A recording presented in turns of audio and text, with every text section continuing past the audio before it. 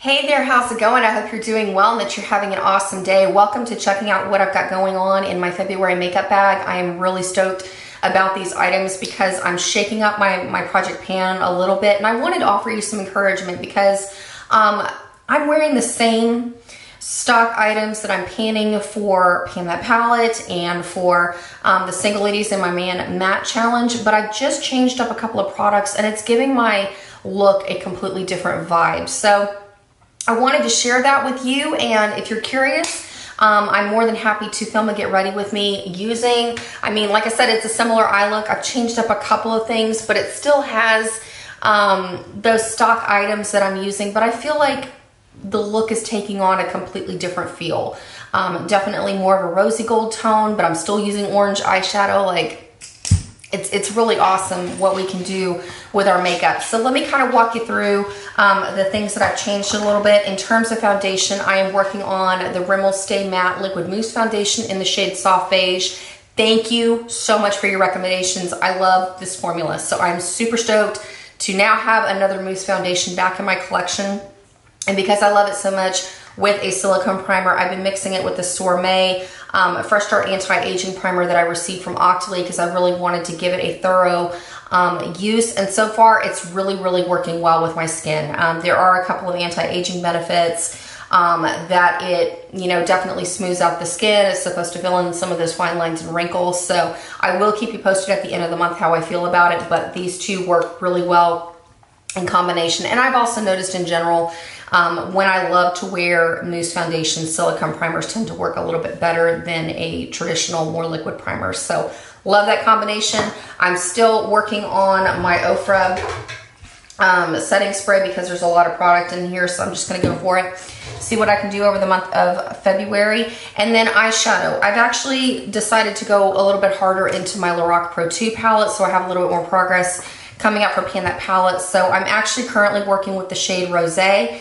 And the other way that I've been able to shake up my look a little bit is I'm going into the shade Plum from this palette. I'm using it on my lower lash line over this Revlon Color Stay Cream Gel Eyeliner, which is an amazing formula. Just amazing. I've been so happy with this. This color is the shade Cashmere Plum. I don't even know if they are still kind of marketing these. I saw this at Walgreens a while back, and so I picked it up, but this is an outstanding formula of liner. Hopefully the lighting isn't going to be so bright as it was last time. I'm still trying to figure out this camera, but it's just a really like prune, deep aubergine, eggplanty color. It's just gorgeous on the eyes. And so I love wearing it on my lower lash line, and I set it with Plum. And then I'm also using it on my upper lash line with this look, and I set it with the shade Rowdy from my Subculture palette. So I'm really thrilled. And in terms of what I'm working on with my Subculture palette, I've been using Cube as a highlight because I want to get some love out of that shadow before it gets more fallout from the rest of the shades. I'm also going in with Roxy, Rowdy on my lash line, and then I'm using All Star in my crease area, and then a little bit of Fudge in my outer corner. So let me know if you want to get ready with me on that, because this formula is kind of hard to work with, not gonna lie. So it's getting me way back into my palettes again, which I am enjoying. And then kind of going along that vein, I have decided, because I have made tremendous progress with my highlighting shade, I decided to pull this e.l.f. highlighter out of my collection when I don't want kind of the pinkier duochrome vibe from the Cube shade from the Subculture palette. So this is the e.l.f. highlighter in the shade Moonlight, or Moonlight Pearls, pardon me. I don't get a lot of payoff with this highlighter. I don't know. Am I using this wrong?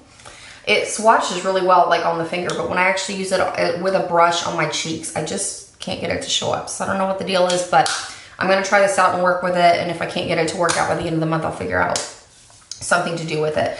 I'm still working on my NARS Laguna bronzer because I'm kind of trying to figure this bronzer out at this point, because I feel like I'm applying it, but I don't necessarily feel like it's showing up as dark as what I want it to. So I'm wondering if it's just hard pan on the bronzer, or if it's just light and my skin is just eating it up right now. But gotta give it another month to see how things go with that. And I'm still working on trying to hit pan with this Clinique Colourpop blush. And seriously, this blush is determining everything with my eye makeup. In fact, like, part of me yesterday wants to just like pan the same eye look all year and just like rotate around my collection, wear every red eyeshadow I own and orange. And I'm not gonna do that. I'm gonna, keep things shaken up. But like I said, I'm determined to hit pan on this.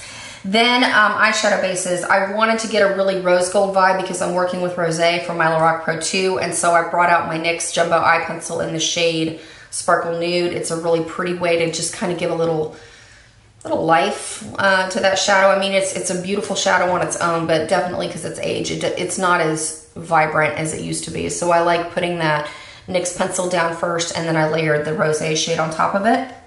I'm also still working on my NYX Jumbo Eyeshadow Pencil in Milk for my inner corners and my brow bone, and then I go on and put Cube on top of it. And then brows. I decided to pull out this old Anastasia pencil that I had in my backup stash. It's an Anastasia Brow Wiz in the shade Medium Brown. I really like these. I'm not willing to spend over $20 for a brow pencil, so I want to use it before it gets too old, and then I'm just probably going to switch to drugstore brow pencils from now on because I found a lot that I really, really enjoy from there as well. I'm also putting this in. This was actually in the Take Me to 2019 project pan. It's my Rollerball of the Michael Kors Sexy Ruby. I want to finish this by the end of the month. I feel like I'm really, really close. I can do this. So I want to just knock it out.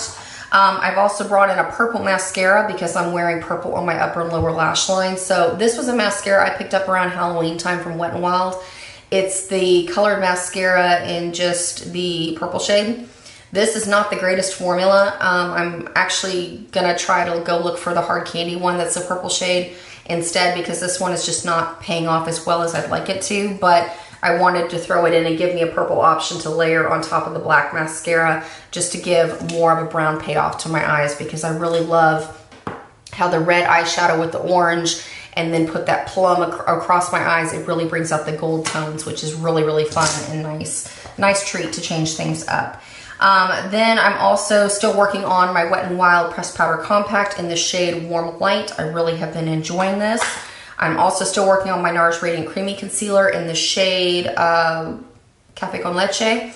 I'm going to work on this and finish it because I'm using it as a concealer. I'm using it as an eyeshadow base. We're just going to go for the kill and finish it.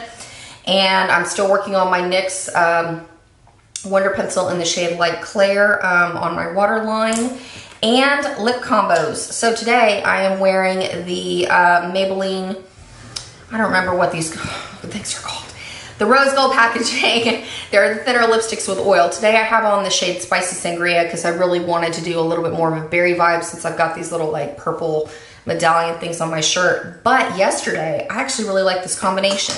I took my eyeliner in this plum shade and I filled in my entire lips with it because it kind of reminded me of a Givenchy liner that I tried through Octoly last year, and it was first a little bit dark, a little bit weird because it was like a straight up like purpley gray. But what I did yesterday is I loved filling in my lips with this purple liner, and then I went over it with the Baddest Beige shade from those Maybelline like rose gold lipsticks that have the oil.